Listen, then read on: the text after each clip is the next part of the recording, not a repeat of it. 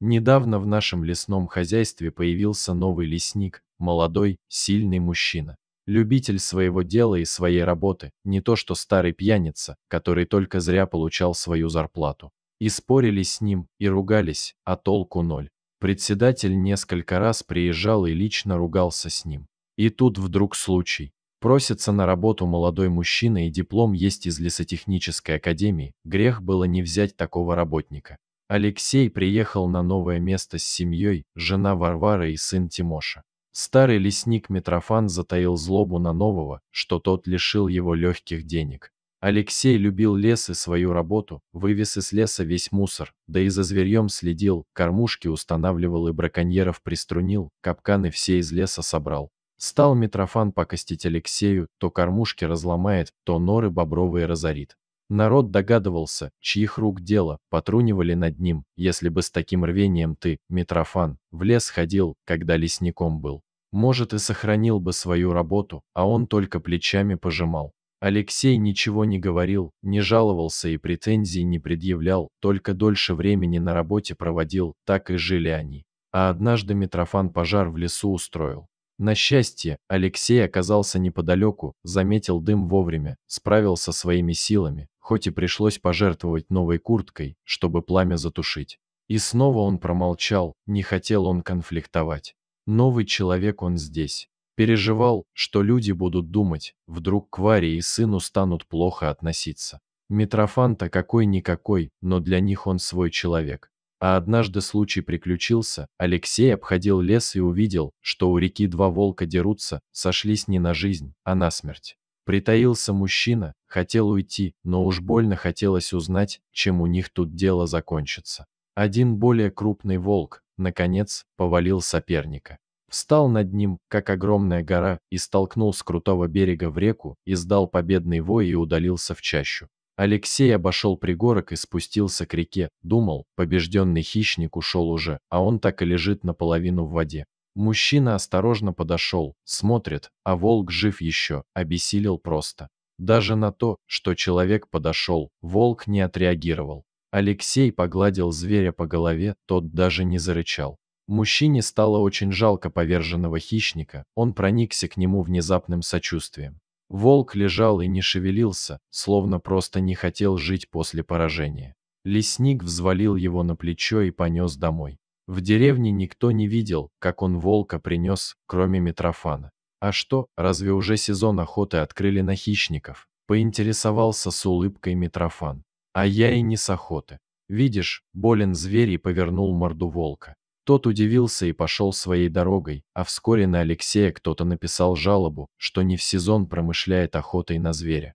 Все знали, чьих рук дело, но с проверкой все-таки приехали. Алексей предоставил им доказательства совершенно живого волка, лежащего в сарае. Варвара ухаживала за ним, как за настоящим пациентом. Когда все уехали, Варя сказала мужу: «Знаешь, по-моему, волк глухой». «Думаешь, в этом причина его безразличия ко всему?» – спросил муж.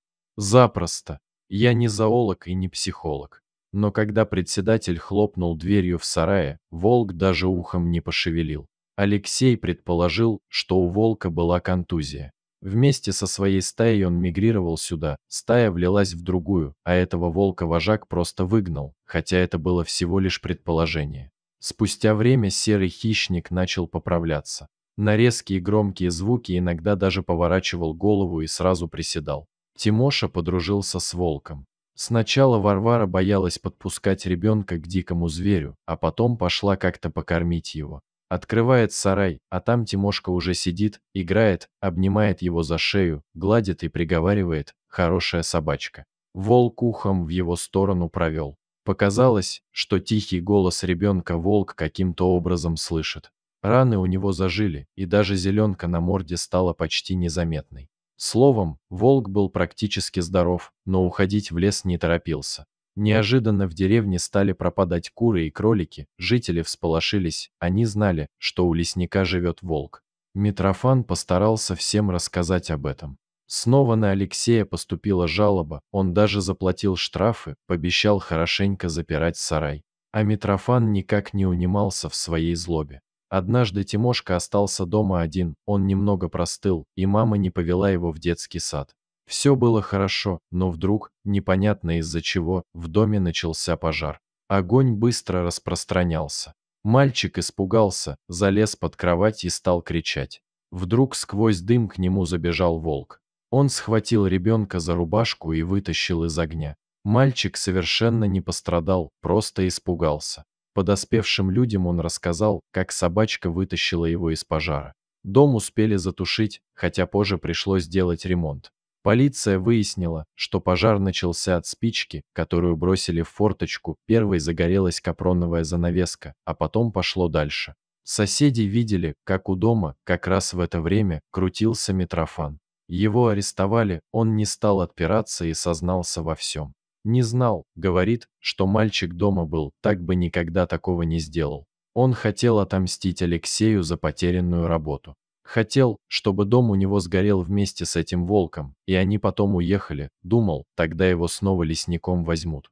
Сознался также, что и кур, и кроликов сам таскал, чтобы на волка все свалить, и жалобы писал, и в лесу все портил. Волк так и остался жить у лесника, слышал он уже хорошо, но, видимо, благодарность к человеку за спасение оказалась сильнее всяких инстинктов. Серого хищника так и назвали, как звал его Тимошка, собачка, а тот с удовольствием откликался. Дорогие зрители, если вам понравилась эта история, обязательно поставьте палец вверх и поделитесь этим рассказом со своими друзьями. Если вы впервые на этом канале и еще не подписаны на него, рекомендую подписаться прямо сейчас, чтобы не пропустить очередную захватывающую историю.